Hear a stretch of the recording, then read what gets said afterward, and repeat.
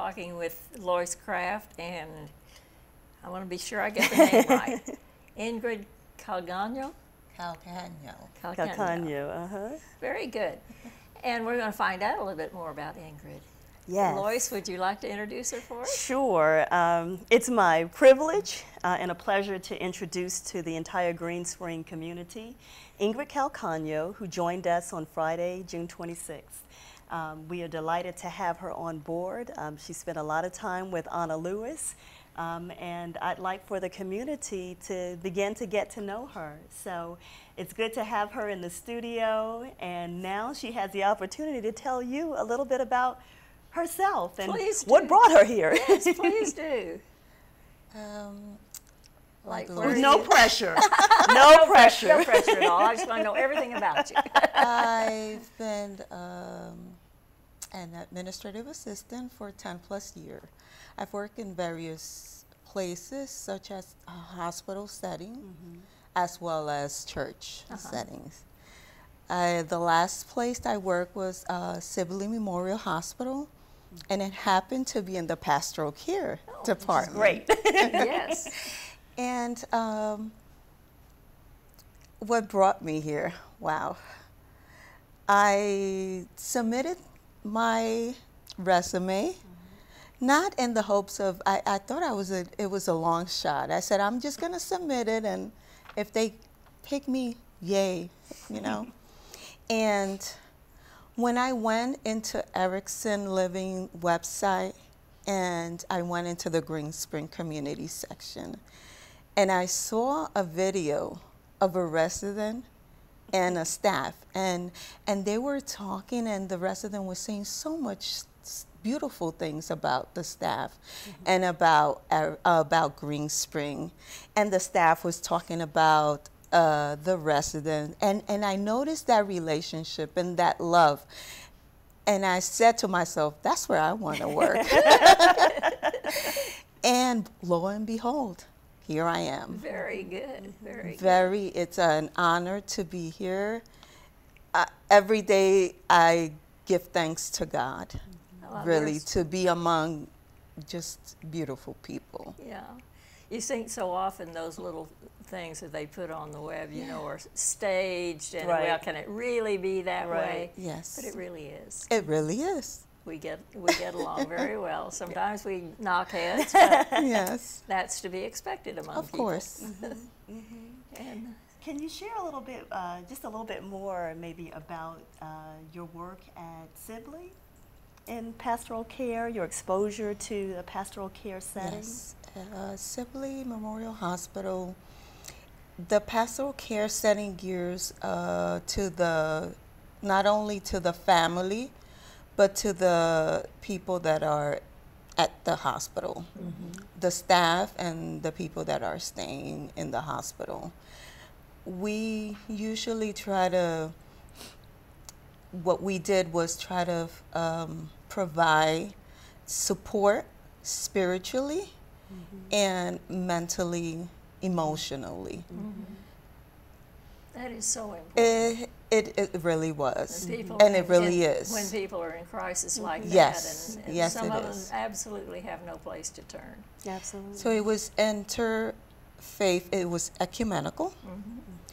Every religion, someone was there as a representative. So we had the Catholic religion, the Jewish, and so on.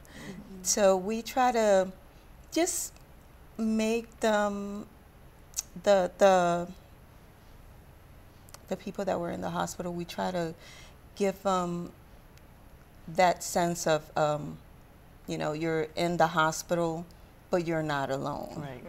Right. You have someone cares. Someone cares, someone there to hold your hand, and know that some people had their family and loved members far away, but there was always a chaplain there.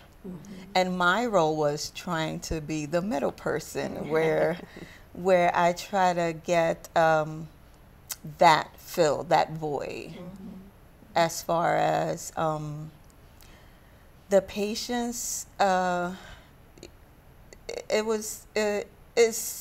It's something that you have to love. That's true. Oh, yes. You have to want to have, you want to see that smile on that person and know that you make a difference, because spirituality, your spiritual well-being, it's connected to your physical. Right. Definitely. Right. Definitely. So once you're happy spiritually, you can heal faster. Right. And that's what we try to do at the Pastoral Care Department in Sibley. Basically the same here. Yeah. Exactly the same. So trying to get the person who needs the care Yes. with the person who can give that care. Yes, yes. So it's a great connection, Yes, it and is. she'll be able to continue that work at Green Spring. She's had her immersion now, been here a little bit over a month, Okay. and so it's doing well, and we're pleased. She's a great fit for the Pastoral Ministries team, and again, we just welcome here in Pastoral Ministries. I've heard rumors around that. Excellent. So, what about this Faith in Focus newsletter? So the next issue, and Faith in Focus is now seasonal, so the summer issue will come out later on this month.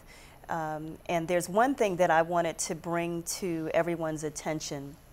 During this next issue, there will be a comment card that will be included within the newsletter, and it will be a vehicle that we will use to find out, because we're looking at expanding programming on Channel 56, later on this year, and so we would like to know what the residents want on Channel 56.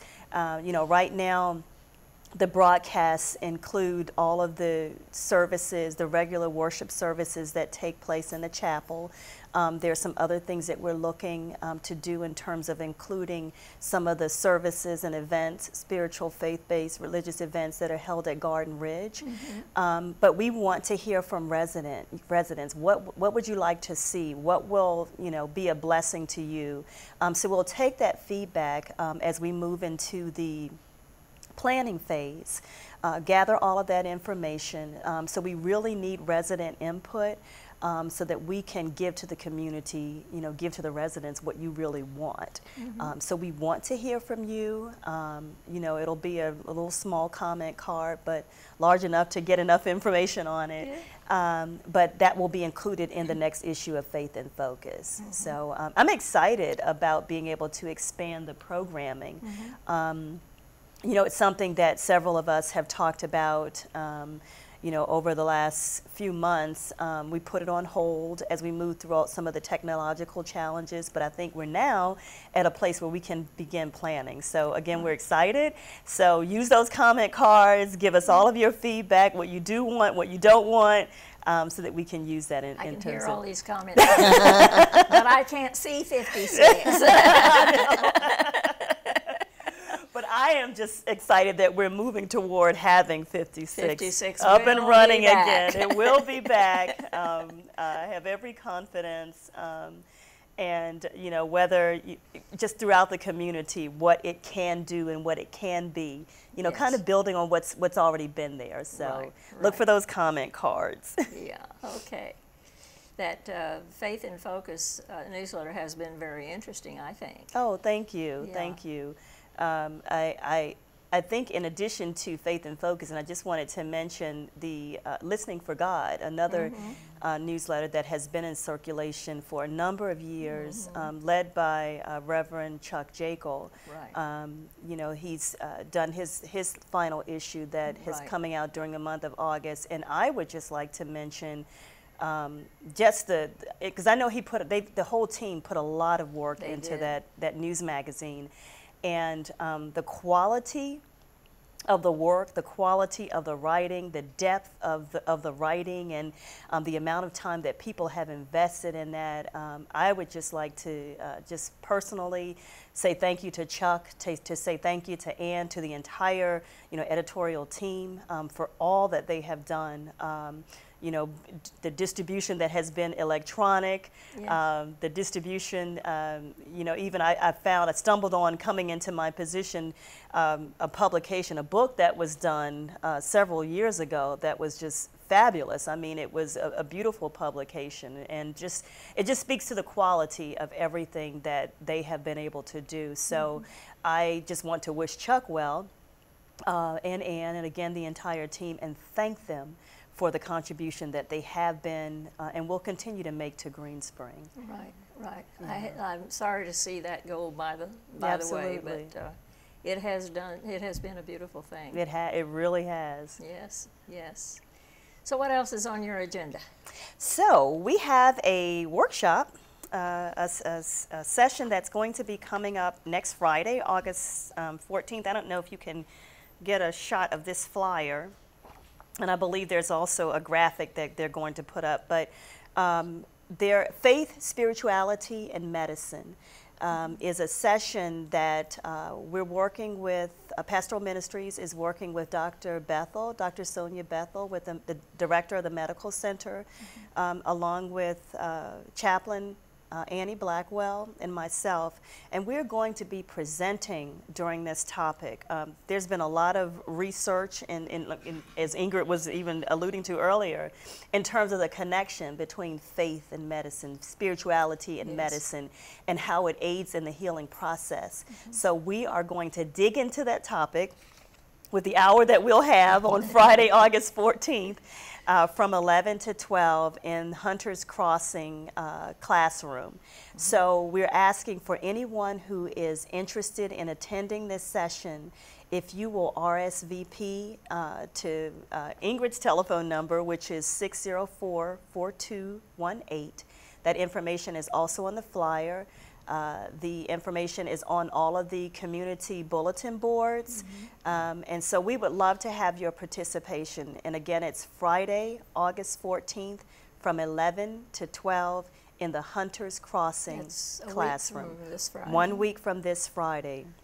I'm just delighted to be able to partner with the medical center to marry these different components, and hopefully people will get some nuggets, something good that they'll be able to get out of it, and that will help. And if it's not for them, maybe for someone that they know, will be aided by the information that we present during this session. I think it'll be really good. So come out and be with us. Sounds interesting. Yes. Yes. I hope you get a good crowd. So do I. Yeah. So do I.